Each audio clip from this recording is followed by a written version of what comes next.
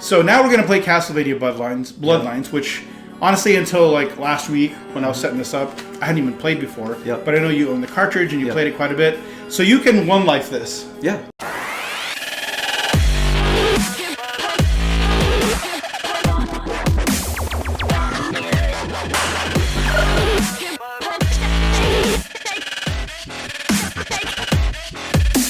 All right, this is Rob, and today we have a special guest. This is Jason. And Jason, you have a YouTube channel? I do. I'll go ahead and throw it out there. It's called Kinda Cool Productions. It's nothing to write home about, but I'm okay. I'll put the link below. All right, cool. So I met Jason, what, two or 3 months ago? Yeah. Something like that. Through a buddy, Sean, who's also a retro game collector and dealer and all of this stuff. And you came over one day, and the first thing I noticed is you were, like, what did I show you? The NT? The analog NT? Yeah. And you were sitting there talking to me, and you like one-lifed Castlevania. Was it Castlevania? Contra. You're like one-life Contra. And I remember playing with my buddy Ricky. Of course, we weren't, that playing that serious. Sure. Trying to make excuses, but we went through the 30 life code and like barely got through it and everything. And I'm sitting there talking to you, and you're like, "Hey, I just beat it with one life." And I'm like, "What? You need to come back, and we need to record some of this stuff." Yeah. So you did Contra. So now we're going to play Castlevania Bloodlines, which honestly until like last week when I was setting this up, I hadn't even played before. Yep. But I know you own the cartridge and you played it quite a bit. So you can one life this. Yeah. Okay. Not every time, so no promises, but I've done it probably 8 or 10 times. So, we talked a little before. You can go ahead and start and get your options set because, like me, you changed the settings because it felt weird. I tried to play it, just kind of the way it starts with the default controls and...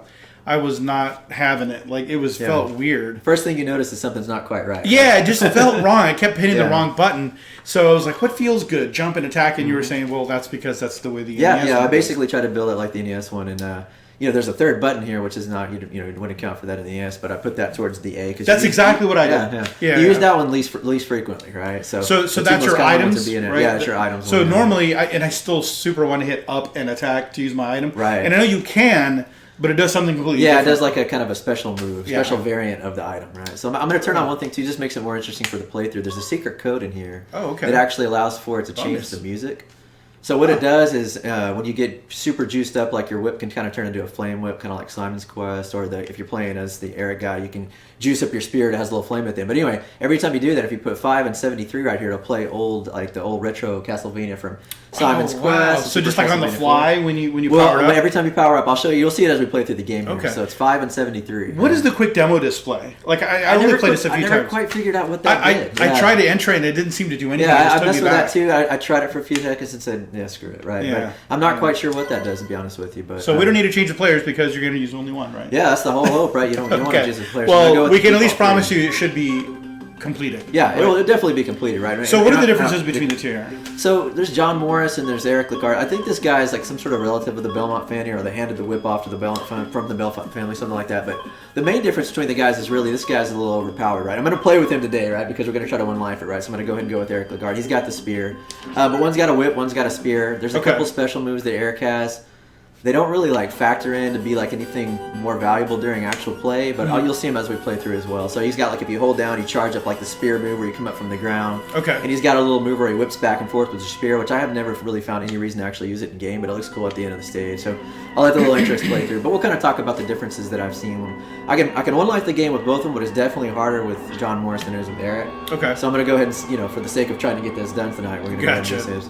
So it sounds like Maria Renard from Rondo of Blood. Did you ever play Rondo of Blood? No, you know what? I haven't. And I've seen some of your videos, and I try not to watch them all the way because I know you did like a complete playthrough. I did, yeah. And I'm trying not to spoil that one because I'm really holding off till I get my. I have a TurboGrafx 16, but I don't have the CD part. Okay. So I'm trying to manufacture something right now that'll get that for me, and I'm gonna play through that whole game. So don't spoil anything too major. For me. Okay, I won't. I will tell you that you could probably just get the SD System 3. Do you see my video? Yeah, you know what? I have your disc that you gave me though, and I'm really wanting to play it on that actual disc. So yes, you're right. Gotcha. And I may go for that on down the line too, but I think I really want to have the original. And in fact, I talked to Sean, and he's actually maybe gonna let me borrow his Turbo Duro, just so I can play that one disc all the way through. Yeah. And then look at I'd forgotten about that. I'll link that as well. Yeah. So that was the Blu-ray, special edition Blu-ray for the 25th? Which I'm still very thankful for. Thanks for giving. Sure, absolutely. Yeah, I gave away a few in the channel and then a few to people I know, just because I know they would appreciate it. Yeah, I would definitely appreciate it. I'm trying to find a way to actually make it to play it. So it was a really just a Blu-ray playthrough with commentary or without commentary. Yeah, for 100%. But as a kind of a bonus, wow, that was freaking cool. So that's the item crash. Right? So you see, notice how my spear is all juiced up. It's got the flames at the tip and everything. Right now he's max powered, and you can see that the song that's playing actually is a vintage Castlevania song from one of the previous titles, right? Okay. I'll be honest, I'm not a huge Castlevania guy. I played the crap out of Rondo of Blood. Okay. And I finished Super Castlevania 4. Gotcha. That was just because it was one of the early games on the Super Nintendo. Yep. And like, whenever you get a new console, it's like you just play whatever is out. Yep. You know, so I knew Castlevania was like a highly regarded series, so I picked it up and I remember finishing that. But I never finished 1, 2, or 3. And in fact, until a few years ago, I never even finished. Wow, that thing just. He didn't even get to the part where he breaks the glass. Well, he has alternating patterns. So sometimes he'll just sit there and breathe flames, and sometimes he'll do the break glass. So they're kind of random how he does them. So he did a little bit of a mixture, and I just lost my spirit there. But he did a little bit of a mixture that time, so he kind of changed it up. But it was actually kind of the easier one for me to approach with. That was him. good. So here you can see, the pork is a staple of a Castlevania game, right? The pork chop, or whatever you want to call it. Right, sure. So there's one of your first ones right there, and so there's actually 2 in this level, right? So you shouldn't need them a whole lot in the first level, but there are a couple spots that you can take a hit here or there, right? So you got to be mindful of, right? Are you able to swing like you can with the whip? No, you can't do that. So they kind of give you this pole vault move, and I'll show you here in a second too. Okay. So let me kill this guy.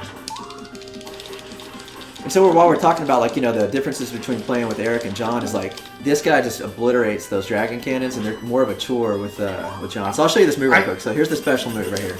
See? And he's actually in attack mode as he's coming up from the ground, and he's got this little thing right here too. You see this? Oh, okay. But I've never really found any real reason to use maybe this. Maybe something behind you? Does it attack behind you maybe? It does, and it whips around back and forth, but again, I haven't really seen a need to use it in regular gameplay yet. I mean, there's probably somebody out there that's a super expert at this game that says, what about the whip? Like, when is that ever useful to swing? There's a couple areas where they make you swing across, so so how do you get across? You can't traverse it any other way. Oh, you have to. So they're kind of the difference between this game, like the 2 characters, is there's different paths they're forced to take, right? So in the areas where you would normally have to whip to swing across, Eric does the pole vault thing and goes up a different area, right? Okay. And that's generally the basis of kind of the difference. There's not really a lot other than that. There's 2 areas in the game I think they have to take slightly different paths. Okay. And when I see one, I'll call it out for you. Okay.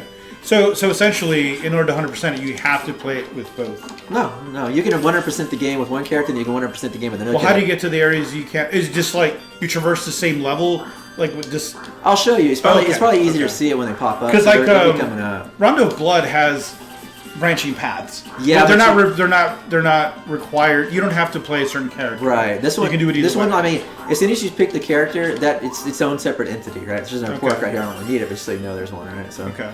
Yeah. So you play through the game as Eric, and you play through the game as John, and never the 2 meet, right? So. Okay.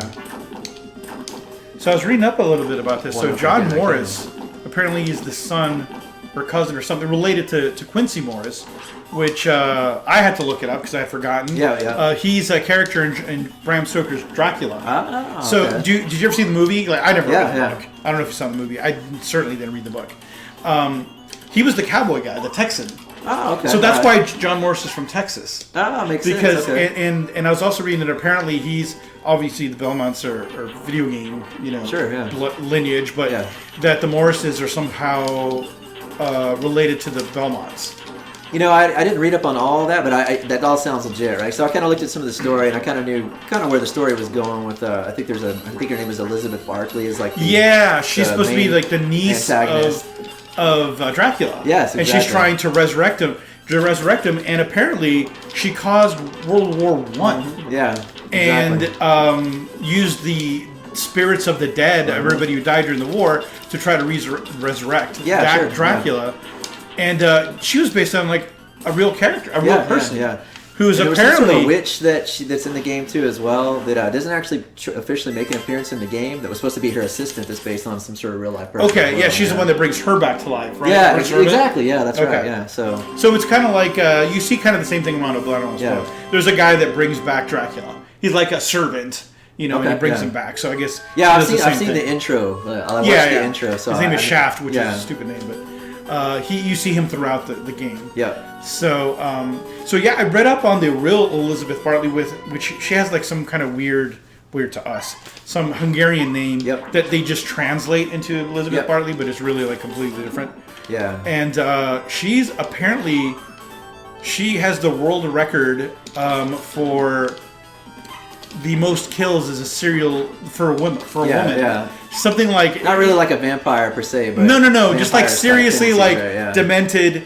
The real life Elizabeth Bartley, tortured and killed anywhere from, the estimates are all different, from 80 to 650 people in the 1500s and 1600s. So you know a lot more about it than I do, but I did read a little bit about it. So. Yeah, she was some kind of important countess or something like that, and her family kept her out of, like, being prosecuted or whatever for a long time.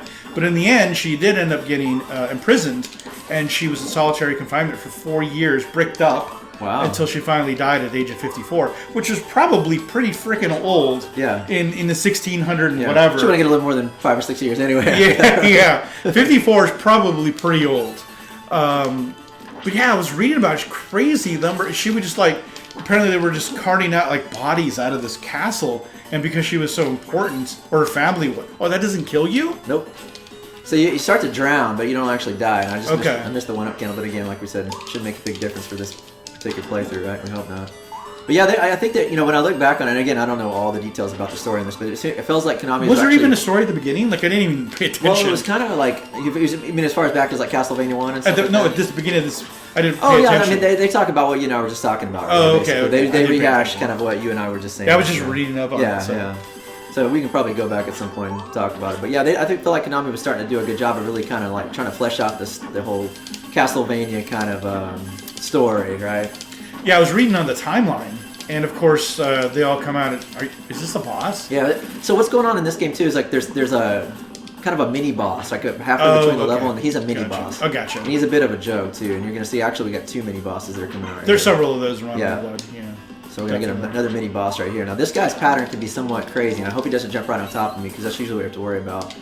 Other than that, he's usually pretty weak. So you're just watching to make sure he doesn't jump. You're staying inside of the range of that. Yeah, so just basically don't be afraid. Yeah, exactly. So as long as you stay inside the range. Now there's another guy coming out that has a different attack pattern. So kind of watch me do this here. 1, 2, 1, 2. This is old school gaming, guys. And best patterns. He's gonna jump too, and let's hope I can get. We got clear, so it's gonna be okay. This is cool that you're doing this live. Yeah. I enjoyed when I did mine, I had to replay it and replay it and replay it and replay it, and to the point where I guess I didn't do it live, but I mean to the point where I could do it like this. But I went like from not knowing the game at all, and I just played it for hours and hours. You probably did the same thing. Yeah, I actually really enjoyed playing this game. So I mean, it's not the hardest Castlevania game in the world, but there are spots that it's not easy, right? So it's not a cakewalk. So you can one life this and Contra. What else can you one life? Some of the more I can actually do some kind of basic speed runs on Castlevania, the first Castlevania. The first one, okay. So good at that one. I can one life that one pretty easily. Contra. A lot of the Konami games were like comfort food for me, right? Okay. So I really enjoyed all the Konami. What about Gradius, Life Force? I'm good at them, but I can't one like those games. Okay. There's shooters. Shoot 'em up. I like those, but I like this is kind of the game that I really like the most. Gotcha. The kind of platformer, side-scrolling. This is kind of really my thing right here. I can write one life, Revenge of Shinobi, on Genesis. Okay. Yeah, so that's another game that I like. I'll have to bring it back for that one. Wait, yeah, we can do that. Oh, okay. Let's see. You just get to the end of the area right there. Medusas, classic Medusas. Yep. So also, this was the only game released for the Sega Genesis that was a Castlevania game. True. I kind of worded that poorly. Yeah. This is the only Castlevania game on the Sega Genesis. Came out in 1994, worldwide release. Kind of interesting because it was like I think of the time between the original Castlevania and Bloodlines as being really huge. Yep. It was only 8 years. Yeah, you're right. Like. As you get older, time means less. Yeah, you're right. And like 8 years. Back then, that was like 20 years. Yeah. 8 years ago, I remember being a kid in the 80s and thinking about the 60s, and it just seemed like ancient history to me. Exactly. Which was only 20 years prior. Yep. And so now, 20 years ago was like still like it was 1999. Yeah, you're right. And that's just nuts to think. I think of nothing. I was like, it was only 20 years. I don't even think of it that. I was like, it's in the 90s, not that long ago. Holy shit, dude, that's 20 years ago. But going back to this, it was 8 years So I went from 86. I was 13. So I was in college already by the time this came out. So I went from being in middle school or whatever you are at 13 to a college kid, and that's a huge difference. Yeah. So to me, it's like, wow, holy shit, they're actually releasing Castlevania on a non-Nintendo system. Yeah, I remember. So I was a Nintendo kid growing up, but this was a franchise that I always just loved, right? And so I was excited to hear. I didn't have a Genesis, but I was excited to hear that they were kind of coming out with the Castlevania game, but I had no means to play it, right? So this is me scratching that itch all those years later, coming back and really saying, all right, not only do I want to just beat this game, I want to kind of really dominate it and really learn every facet. So I've heard this is well received, but not the best. Yeah, I agree with that. I think that's a pretty fair assessment, really. I mean, it's not the best Castlevania game. We were talking about this earlier. They threw some stuff at the wall just to see if it would stick, and some of it worked, and some of it didn't, right? And some of it would make it into future Castlevania games, and some of it would not. So just like any other Castlevania game, some stuff gets left behind. Sure. But at least it wasn't Castlevania 64. You know what? I mean, that was a complete abomination. It's definitely not that, right? So I would put it. And again, I haven't played even all of them. I know there's ones that came out on some of the Game Boys and stuff like that. Yeah, yeah. Those were highly regarded. Yeah. Well, the second one was. The first one was a little bit of a kind of. Which one was the first one? I think it was Circle of the Moon. No, there was the original Game Boy. Original yeah, Belt, I know what you're talking about. Belmont's Revenge was the second one, right? Yeah. And then there was I forgot. I meant Game Boy Advance. Sorry, it wasn't great. It wasn't horrible, but There was a couple of DS ones that were set in the future. Oh yeah. It was Portrait of Ruin, Order of Ecclesia, or something. Yeah, and Portrait of Ruin. Some of those are on my list of ones to come back and play. So again, much like Rondo of Blood, I haven't played them, so I try not to see anything that's going to completely spoil them, because I actually do plan to go back and play those again. So I'm just going to kind of soak up all the Castlevania games I can now. The ones that I've missed, right? Some of them, but did you Symphony of the Night? Oh yeah, for sure. I actually played through that one on PlayStation 1 when I owned the PlayStation 1 first, right? So you got it back when it was new. But and I was really impressed with that one too. I thought they did a really good job. I mean, everybody was impressed with that game. Right? I still haven't played it.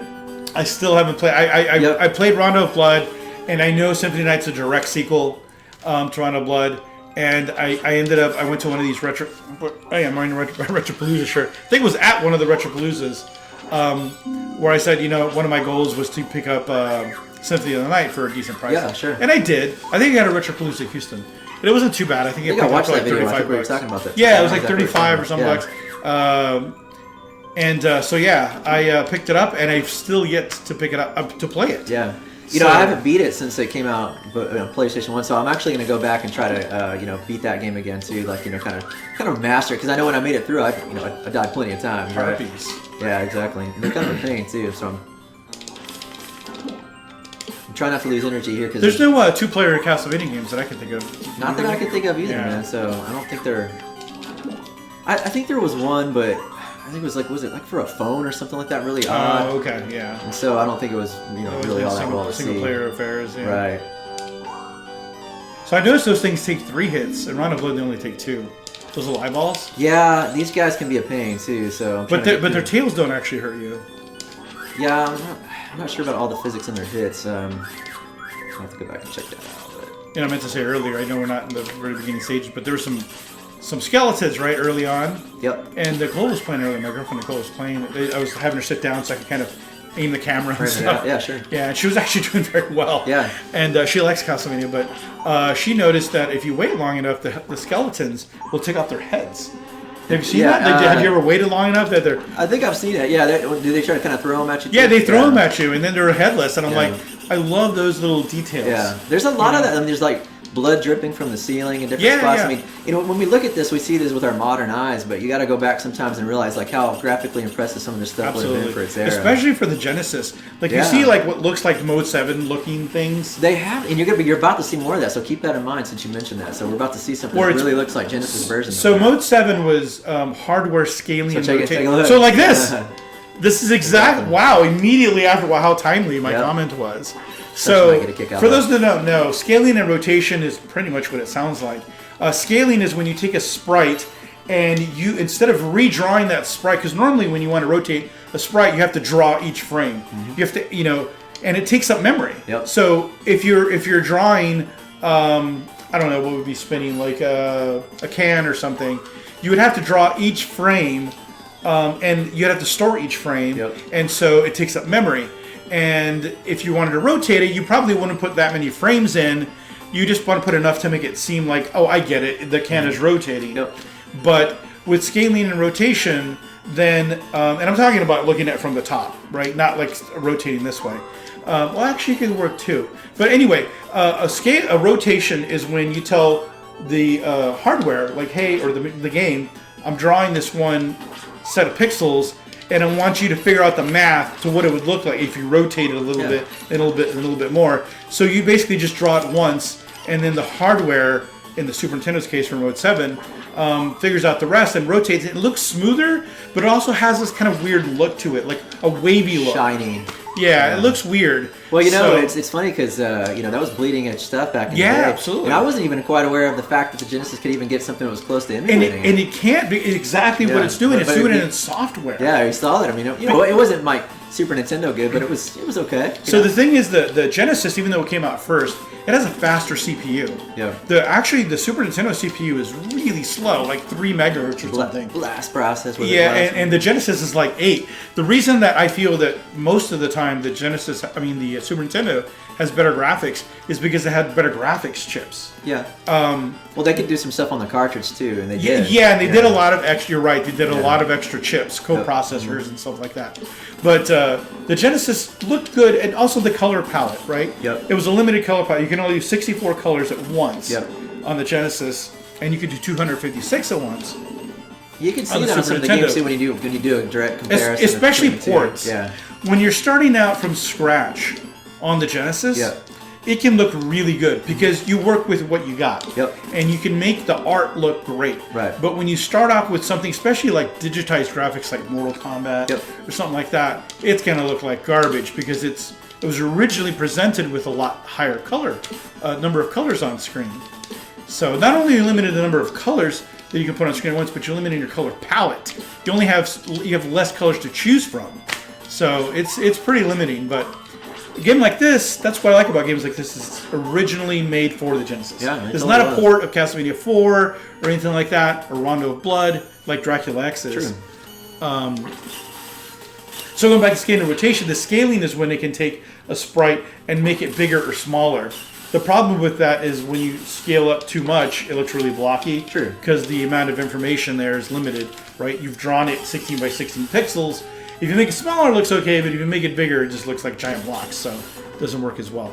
But yeah, this is pretty impressive. You have parallax scrolling in the background, which different layers of the clouds are scrolling at different speeds, and then you have the dithering effect that you have here in the front. I'm not sure how it's going to turn on the video.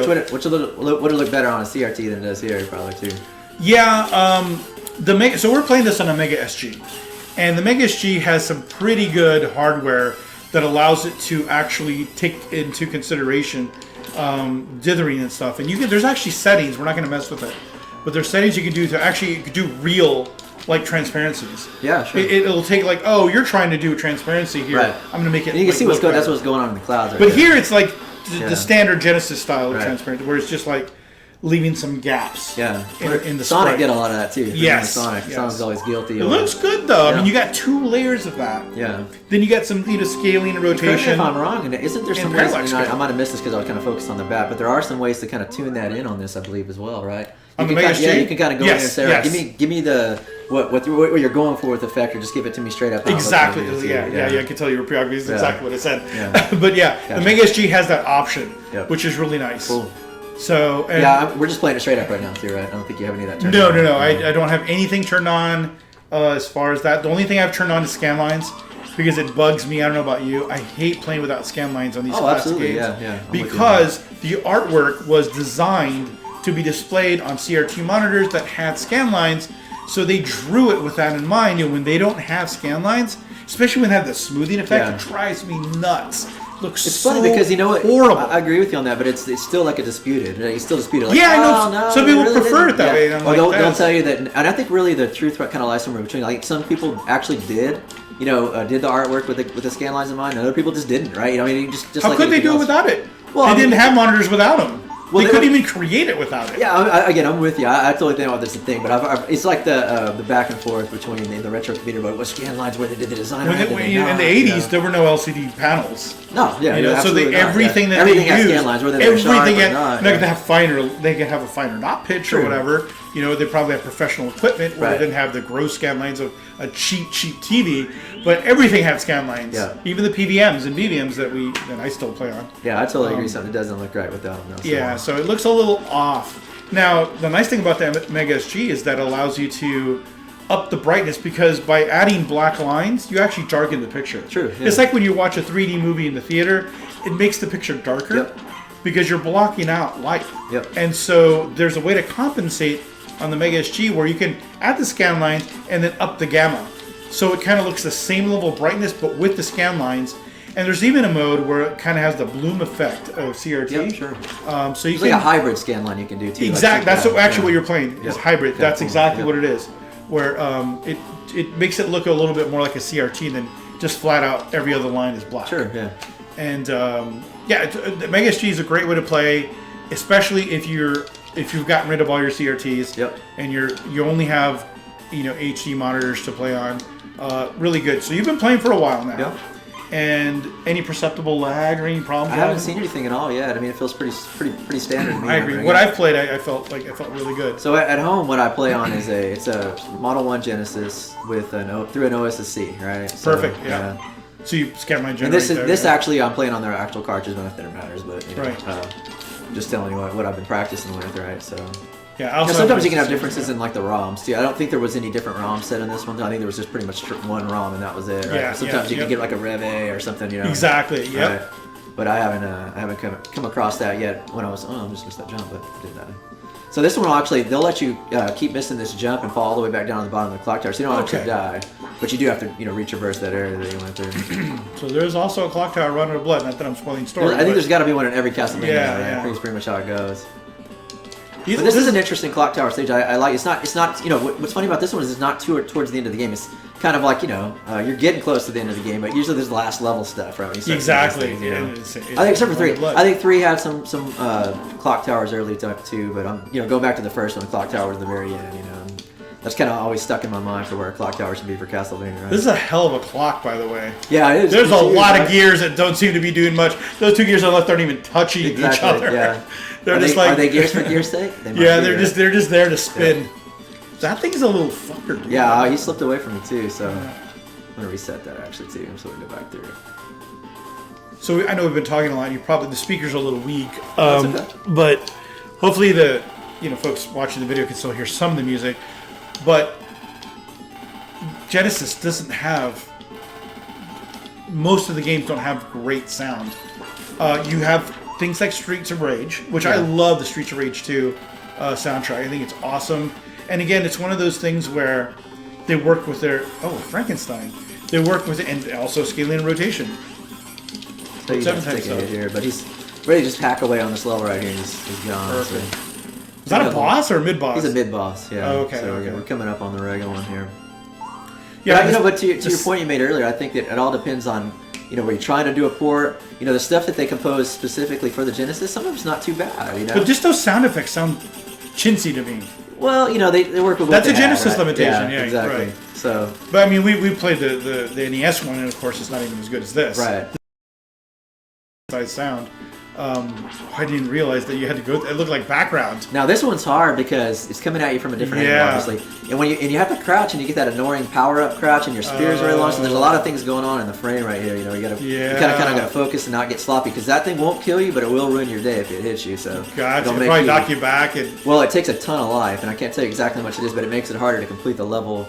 Because it's got there's a gear steamer boss at the end that throws me some random combos sometimes, and I want to make sure I have enough energy to take a couple hits if I have to, right? Well, this background looks lazy. It's not this one's not. Yeah, this one's not really beautiful.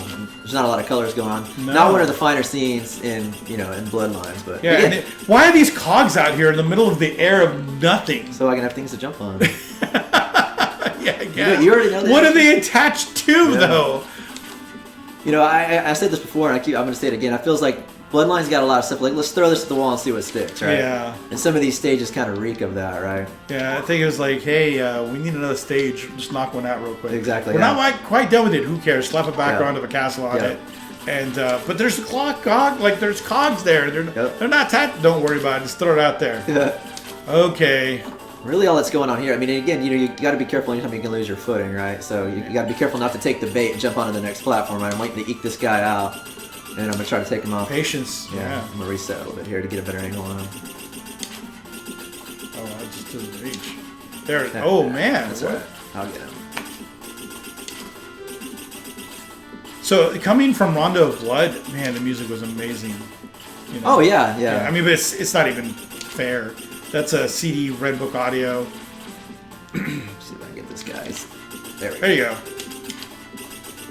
Yeah, there's a couple really good tracks on this one, but I mean, generally, that's why I wanted to kind of run it with the soundtrack from the originals, because I actually think that they're the best ones in the game. The Atlantis, the Temple of Atlantis one, the first one, I think it was the second level, is actually probably the best song in the game. I think that was actually, they reused it. They reused that one on other games, but the rest of them, they kind of left here.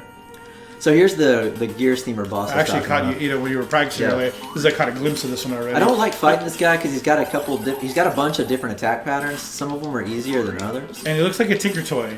Yeah, that was like a character in the 16-bit game. Balls. He's not anything you would normally expect to see in a Castlevania game, which it makes him unique in a sense, but he's not really the greatest boss. And the funny part is we'll see him again too, because he's in a boss run at the end. So we're not done with this guy yet. Not to spoil anything, but nice jump there. So you can only hurt him in the center, in the core. Yeah, in his little core, and he only exposes it sometimes, right? So this is a very odd level. Yeah, I think everybody that sees this game kind of says the same thing, and I thought the same thing too. I said, you know what, this is not. Doesn't seem like typical Castlevania. It doesn't scream Castlevania. Yeah. You're right. Nothing about this stuff. Not even the character you're playing. I agree with that too. Oh shit. Okay. That's right. See, that's why I want to be able to take a couple hits on this guy because he'll throw you some different looks. So, now, I'm not really in any danger, but again, if I would hit that metal blade, it would have been a different story, right? Yeah. I might be able to take 2 hits. So, makes all the difference sometimes, right? Yeah. And they really require you to beat the hell out of this guy for him to die too. Yeah. No kidding. So he's dead now, but.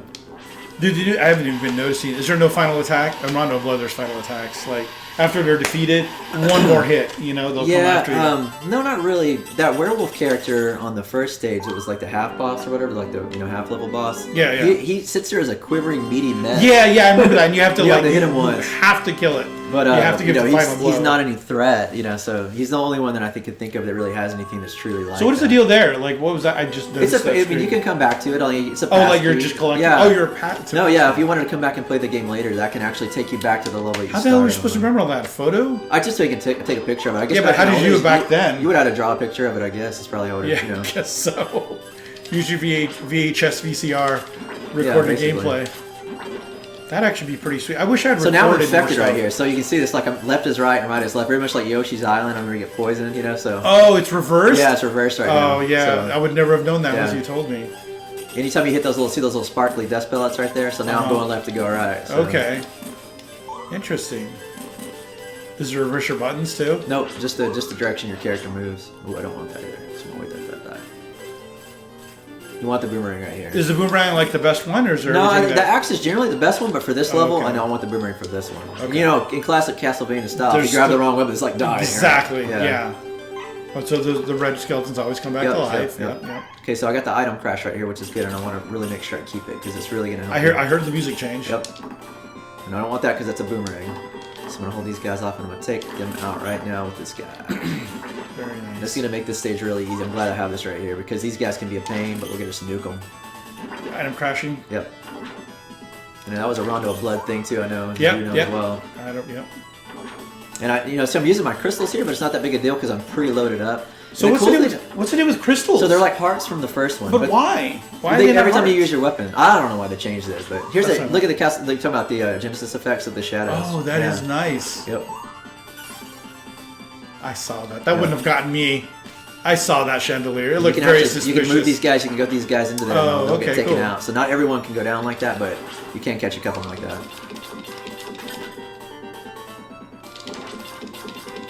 You gotta be careful of that candle right there because that's not something you want.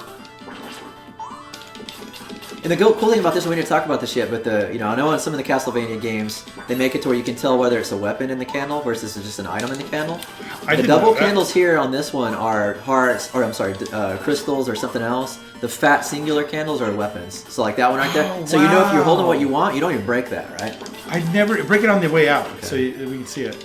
See? Holy shit! Is that on all the Castlevania? They made it over to some of the other ones, but not all of them. But again, it's like one of those things where... I wonder if it's a Rondo of Blood. Yeah. I never even noticed that. So it's really helpful.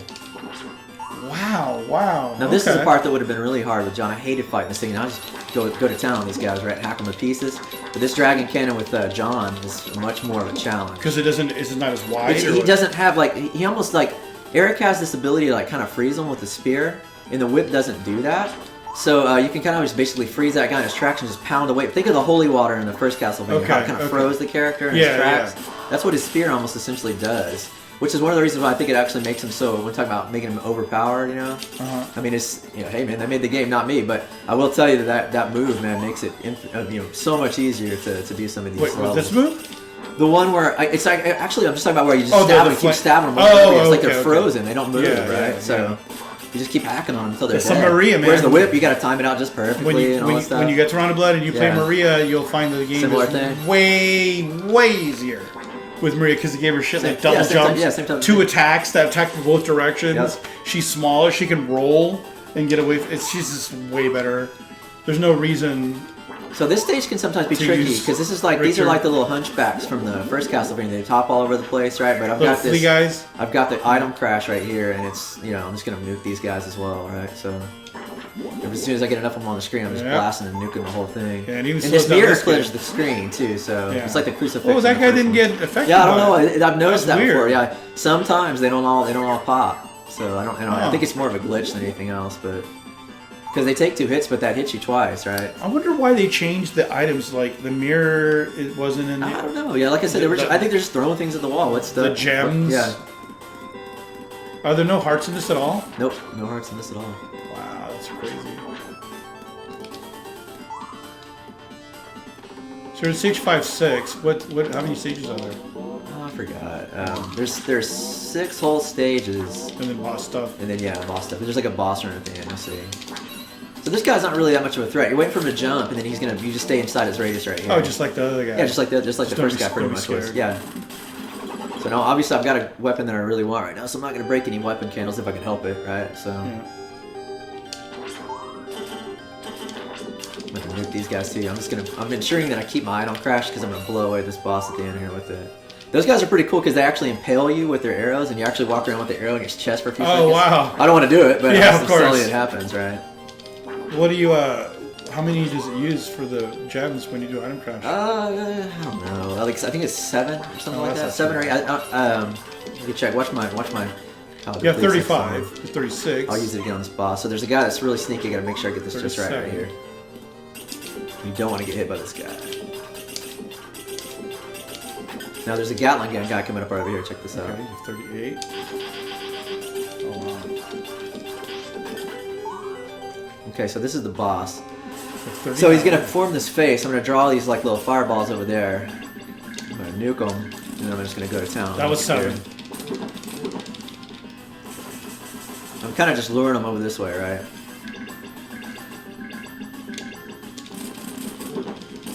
Seems like it took 8 that time. Maybe I'm just counting this. Yeah, 23. I knew it was. That's why I said 7 or 8 because I think it feels like sometimes it's not always the same. It's 8. Yeah, it's 8. It's 8. Okay, so that guy's dead. See, now that I've got the item crash thing, I'm kind of rocking and rolling, right? And I'm gonna drop it right here. You're gonna see why, because actually this isn't the best. I'm getting low on crystals for one thing. Second of all, it's not the best weapon to fight this guy with. So I'm gonna show you. So I'm gonna get all the holy water, but I'm getting out of that one, going into the axe to fight this moth character. It's kind of one of the more interesting bosses in the game, I think, and you're about to see. Okay. Some of them look a little lazy, some of them look a little sloppy. I think this one is. I think this is pretty well done. You know, this kind of feels like Castlevania boss here. So you get this cocoon busted right there, kind of cool. And this, harmless looking chick comes out. Is that supposed to be Elizabeth Bartley? Nope, not her. So she's coming, but not yet. And she's gonna metamorphosize into this. A cool. moth. Yeah, kind of cool. Yeah. And he can be tricky. I'm gonna try not to get hit with him here because I'd like to keep this going to the next level. And I've got the axe is the right weapon for him. So yeah, item crashing, but airborne enemies. Yeah. It's like the Wyvern in Rondo Blood. It's funny because like I always make direct comparisons to this game and the first Castlevania. And it's funny because I watched the Holy Water go from like being the best weapon in the game to the worst. And, and then the boomerang, which is kind of like the cross. Yeah, the cross kind of falls in between. Yeah, I like that. So that one's kind of the same. The axes always do so much damage. Yeah.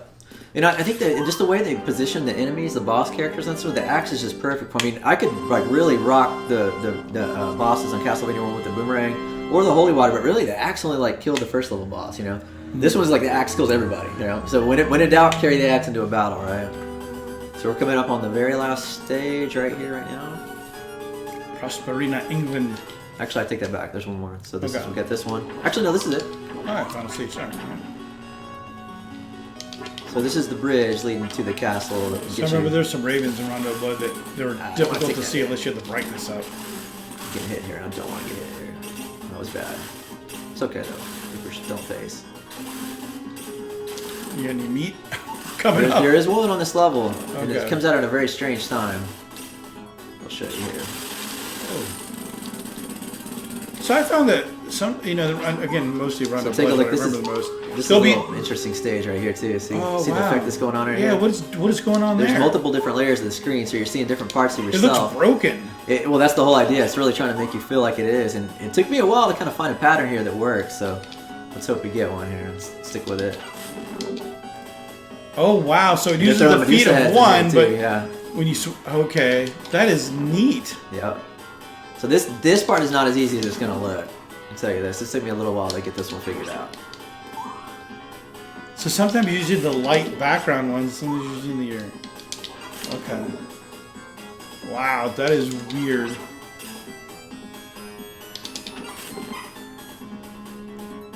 And of course, anything that's complicated, they're gonna throw Medusa heads at, right?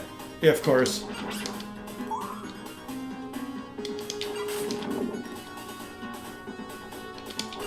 Mirror right here, but it doesn't always take the one you need out, so you gotta watch right there. Yeah. Okay. Okay, now check this part out. Mirrors. Look at this. Oh, what is this? Shades of Upside Down Castle from Symphony on the Night. Well, I've never played it. So first thing I thought of was Cuphead. There's a level where you constantly go from upside down to right side up. You ever play Cuphead? Yeah, but I haven't beat it yet, so I need to get back to that one and see if I can really take it out. I love Cuphead. You playing on Xbox or Switch? Xbox. For PC, yeah. Xbox One. Yeah. Oh, I love that game. There's supposed to be a new update to it soon with the new DLC. Okay, so we made it through. That was a tough spot right there, so I made it through. So good. That was good. So I took a couple hits on the front end, but I didn't take any there, so it all kind of balances out. It comes out on the wash, right? There's one pork chop on this stage. It's interesting the way it's gonna. I won't spoil how you get it, but no. This is the knight from the first stage coming back to kind of haunt you, but he's a one-hitter now. He's gonna start. He's gonna increase his speed as he comes at you. He's gonna come at you from two different directions, so you gotta make sure you don't miss.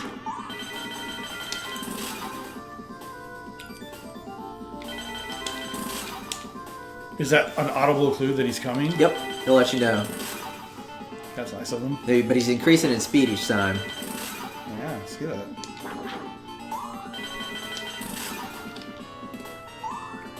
Is there a pattern, or do you have to pay attention to which one's which? No, he kind of randomly comes at you, and he comes at you all the way to the end sometimes too. So you think you're like done. One more there. Yeah, exactly. Okay, so now we're going into the major boss run. We're coming up on the end of the game right now, right? Okay.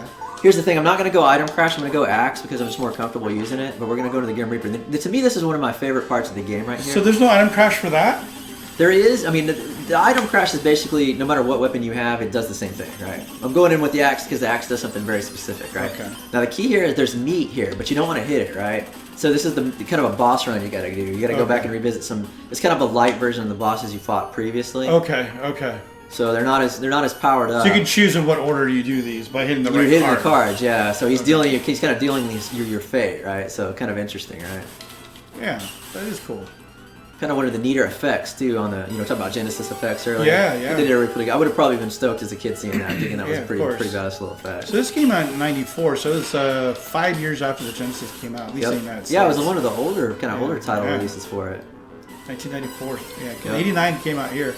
Might have come out in '88 in Japan. I'm not 100% sure. But it was does definitely everything always, right? Yeah. Well, except for the later levels, like PlayStation 4, I think came out here first. Yeah, true. Yeah. But back in 16-bit, 8-bit, 16-bit era. Yep. Japan always got everything first. So there's a couple of easier... What happens if you hit it the same one? Nothing, just it's like... dead. It's a dead car. Okay. So there's that little kind of one right there that's basically just him attacking you. And it's really kind of his poor attempt at a fireball. I'm going to get those out of the way. Actually, I was meant to hit a different one, but we got that one. So we're going to go to the underwater Goliath guy again. Okay. So here. And really all you're doing, and we didn't talk too much about this in the, but we're just cutting down his core because his eyeball is the only thing that really actually makes him lose any energy. Okay. So you're trying to... Oh, I took a hit. I don't want to do it, but it's okay. So now I can use the axe on him right here, and I actually might just start doing that because I have plenty of axes right now. Got him. Yep. So I've still got 40 left. So to me, like I've item crashed these guys before, but the item crash depletes your crystals more quickly, right? So if I'm kind of a good shot with the axe, I can get more out of it, right? So we've got that guy, and then we got Gear Steamer. We talked about him, that little goofy guy. Yeah, the one that came out of the balls. Yeah. So I'm gonna try to get that one or that blue. Let's take that blue one. This is a Grim Reaper shot from his side right here. Get that out of the way. So now we're down to the last two. I'm gonna try to do Gear Steamer first. One of these is actually... I didn't want to do that. Look at that. So that's the last pork of the game right there. So you want that right? I wanted that right before I last. fought Grim Reaper, yeah. So right. Hopefully I won't take a hit on Gear Steamer. It won't matter. So we'll see how it goes. That's the last pork of the game. Because he took a lot of hits the first time around. Yeah, and he's a light version of him, so he's not gonna be as strong as he was the first time around. But I just don't like fighting this guy. He's got some unpredictable nature to him, and I just don't appreciate it.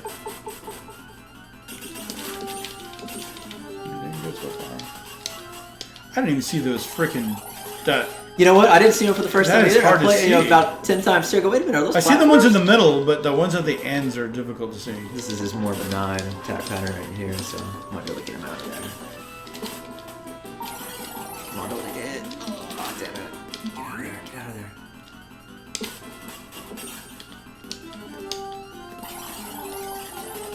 Looks like just patience is a big part of this. People probably get impatient. And... Yeah, I mean, I didn't want to take a hit there because, again, I flipped the script on the pork chopping him, but, you know. Hopefully it's not an error that cost me, right? We'll see. Yeah, you still got a lot of your life left. Yeah. You just got the Grim So I've got to fight him set. now straight up. So we'll get a cheap shot here. This is one thing that Eric can do that John can't. So if you do this just right, you're going to get a cheap shot right as he's nice. the top of the screen there. Nice. We got 4 out of them. 4 of the health's already gone. Take that hit, but I'm gonna have to take it. Oh, I think you're fine. Will that still hurt you? No, I think that's just, you know. You just instinctively just jump over it. Yeah. Is that it, or is he transformed? He's dead. The Grim Reaper's dead, but we're not done yet. So again, this is a hell of a boss rush, man. This takes a while to like figure out how you're gonna get all these completely done. So this is really getting to the end of the game was not the hard part. It's trying to figure out how to spread it across all these bosses, right? So now we're going into Elizabeth Barclay right here. We talked about this earlier. This is her. Okay. And she's got a couple different forms too. And the first one is the one I like the least. Medusa? Because there's this is like Medusa. And I'm trying not to take a hit right there. I did, so. Now she's just going to lunge at you here. Boy, now she's going to try to do the fireball, and I'm trying not to take a hit. Okay, oh, take nice. Okay, good. Okay, watch this one. Now tail whip. Oh, didn't want to do that either. Okay, it's getting a little dicey now, but I think we're still in decent shape. I can't take a hit right here, though. Okay, I did. Perfect. Good. Okay, nice. Now, this is her second form, and as long as you follow the pattern, you got a good chance at beating her with no hits, right? So she just alternates. She's going to pull out these bubble orbs, right? And each one of them is going to represent like a weapon, but you'll never see it in action as long as you hit her before it takes place. And I'll show you what we're about to do. Okay. So I'm just going to follow the pattern. Okay. And this one's very similar to that wizard we fought at the very first level. The Atlantis level, underwater guy. And if you stand a little bit to the left of her, it'll dictate which side she's going to come on. She's going to come on the side that's farthest from you, right? Okay. So that's going to dictate she goes to the right. Gotcha. Okay, now, if I stay far, she's trying to go to the farthest away from where I'm at, right? Okay. So I'm trying to control her. That's what I'm doing when I'm walking around. You're dictating where she's moving to. So she doesn't surprise you. Exactly. So if I keep her in this pattern, it's monotonous and it's tedious, but you'll get her, right? Gotcha. Okay, you're basically controlling everying. Location, pace. Yep. Well, I guess the pace can't really change. She's that. dictating that, but I'm reacting to it all right? So after you pop all her little bubbles there, she goes up and recharges, right? So.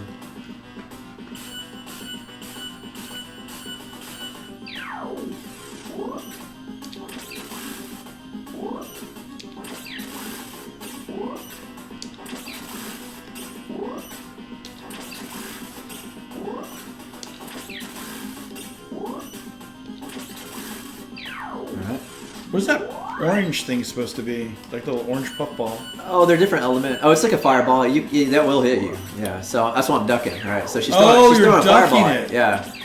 But what really all hell breaks loose is when those bubbles get out. Right. So there's all sorts of creatures and stuff inside them. So I'm making sure that she doesn't pop one of them. So I didn't realize it was an actual attack because you never got. Yeah. She's doing a basic attack. So all you got to do is duck. Right. Okay. So as long as you stay down. Gotcha. That she doesn't even get it out. So yeah, sometimes I'm hitting her before she does it, but I'm trying to stay on pace, right? So I really don't care if she sits it or not, as long as I get the hit and she moves over to the other side. Right. So are these elemental like attacks? Yeah, like lightning, there's like lightning, fire, and there's a sword and one. I mean, elemental and then some swords and whatever looks cool, right? Yeah. There you go. Is there a third form? Nope, dead. So she's history now. But this is not the final boss. Nope, we got Dracula. I mean, I also say this is a hell of a boss run, right? So I mean, you gotta go through the Grim Reapers throwing you all those mini bosses. Right. You gotta go through her. And there's no more meat. No more health. Yeah, so we're going in with what we got. I'm going to war with this.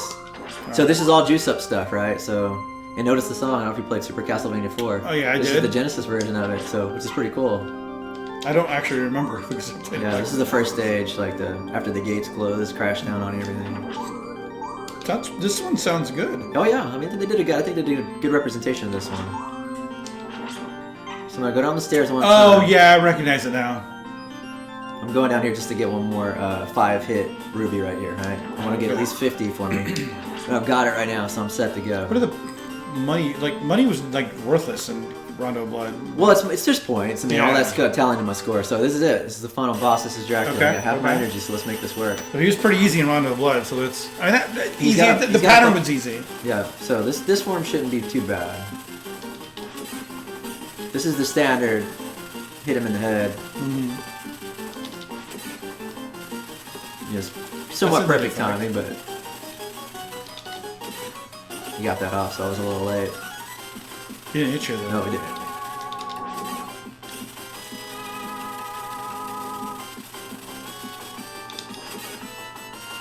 How many forms in this one? 3 forms. 3.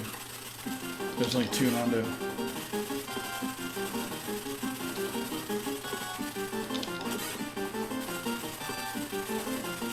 And you can't do like an angle shot? Nope. Gotta do a jump shot, okay. Well, I mean, I actually could, but this is how I know to do it, right? Yeah. Okay, so far so good. Okay, now this is his second hardest form. We're gonna get a cheap shot right here, too.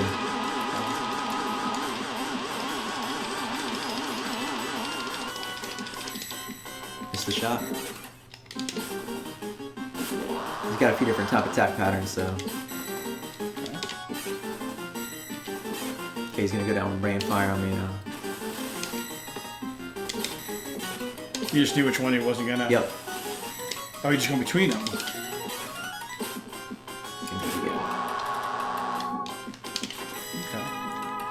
Oh, that was like the up version. Yeah, I accidentally hit that. That was not by design.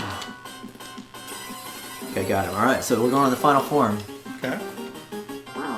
Okay, now he's gonna turn this big, huge bat-like demon-looking thing. So wait for him to turn colors.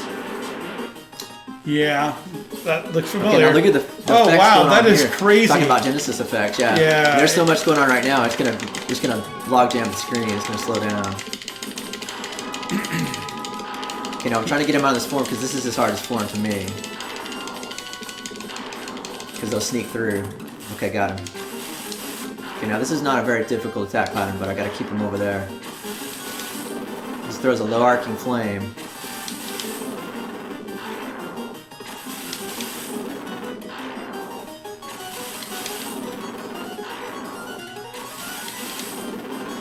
can see why you needed so many gems. Yep. I threw that. Accidentally threw that one that comboed it too. It took me more too. So. Okay, this is his final form of his final form. Okay. Oh, it's almost all like items. Oof. Take it right there. I want to take it.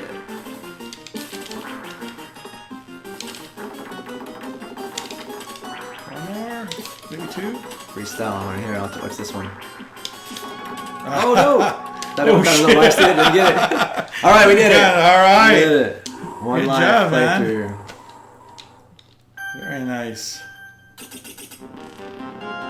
Is the ending like epic or something? Well, there's the ending of the game. There's a big crystal ball at the end, anything. but I'll show you here. Just like all of them, you gotta pick one out here. So. It's daylight too. That always reminds me of the Capcom sound at the beginning of the. When you got some more of the shadow effects coming through there. You know, it's kind of cool. Yeah. Talked about all the like neat little elements from the Genesis stuff that again you wouldn't appreciate it if you came back and played it today. Right. But back then wow, that looks good. That looks really cool. 16-bit glory. Shoot, 1994. We were at the end of '94. The PlayStation came out. Yeah, in December crazy, right? in Japan. Yeah. We didn't get it till '95 here, but man, I was still interested in this game when it came out too, but I wasn't probably going to go acquire Genesis just for that. It's kind of like that type of thing, right? Well, by this time it was probably like $100, or if even that. Eric has fulfilled it. Okay. And that's it? It goes through credits and stuff like that, But that was it. Like that was the story. Is like he fulfilled his. Well, it's pretty weak on the final story there. They don't really give you much, much meat to the bone on that one. But the animation is incredible on these. Yeah, like that guy, he's got really some. We talked about the Genesis effects. He's got some of those on there, like that rotation and stuff for his weapon. So he had that. This guy was cool in his kind of his own way too. I mean, he was okay. Yeah. He's probably one of the lesser ones. I think he wasn't that cool. Yeah, if I had to pick my favorite boss characters, it'd probably be the Grim Reaper on this one. I mean, I think the implementation of the Grim Reaper was really cool on this one. Dracula was pretty cool, and in fact, we were talking about that witch assistant to Elizabeth Barclay or whatever. Mm-hmm. There's rumors that the second form of Dracula was actually supposed to be that character, right? Okay. So you can see why he didn't look anything really like Dracula as soon as he turned. Yeah, he looked like the Grim Reaper. Yeah, right. So they were trying to say that maybe they thought that there was going to be some boss that was going to basically be the person that brought Elizabeth Barclay, whatever, right? And they just threw it into Dracula's final 3 run design or whatever. So, which makes sense because it doesn't look like any other Dracula form I've ever seen in any other game. Yeah. So this one was interesting, kind of. So Elizabeth Barclay?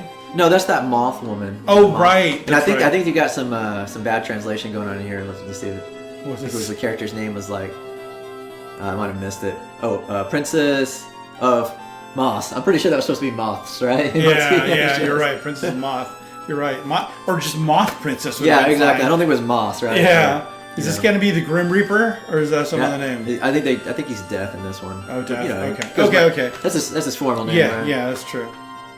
He was also in Underwood. I think he's got to be like every Castlevania game, right? Can't have a Castlevania game without the Grim Reaper Death in some form. I thought that Medusa implementation was pretty cool too. I thought that one, Medusa. Just Medusa. Not even Medusa something. Just Medusa. Yeah. Not Elizabeth Barclay as Medusa or whatever. Yeah. And I thought the first form of Dracula looked really cool. I thought that was a kind of a good representation of Dracula right there. We didn't see him fire his weapons like that. We don't want to see him fire his weapons. He had a couple different attacks. He's got like a fire bar that goes across. He's got a couple different shots that come out. But the idea is to hit him before he shoots any of that stuff, right? Well, cool. Anyway. Try expert mode. Does that only open up after no, complete the I game? think it's there, but what'll happen is they automatically by default put you on expert now, right? So if you play through it, regardless if you play through it one life or not, if you play through the game, it basically says, all right, try expert. And you can turn it down like I'll show you. Cool. So we're in here in options, and you'll see that expert's automatically by default. What's the difference? They throw. It's kind of like just that everything takes they more throw more hits Medusa heads at you and bats at you, kind of throughout their gameplay. Do the enemies have more health? I think they take more hits too. Yeah. Okay. So, but again, I've really kind of only just played it through the the regular one, and I've done it on expert. I haven't beat it on expert yet, but I kind of got bored with it, So, but anyway, that's a one life playthrough. Well, cool, man. Appreciate you. Yeah, no problem, man. Appreciate it. Thanks for having me over here, man. Yeah. how to do something else. Yeah, if you want to do like a, I think we mentioned this last time that I was, doing the Contra playthrough. I've never actually beaten Contra with the second player. So Contra, NES Contra? Yeah, I haven't. I don't know if you want me to...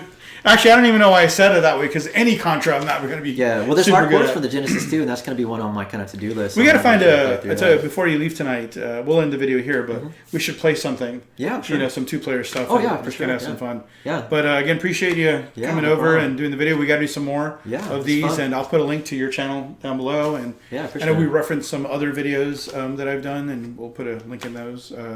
Either one of those, I don't know, I forget what corner it's in. Up there or down the link below. Yeah. But thanks for watching. Subscribe, like, all that stuff. Yeah, absolutely. I appreciate you having me on, and I enjoy your videos. So. Yeah, cool. All right, man. Yep. Thanks. Thanks.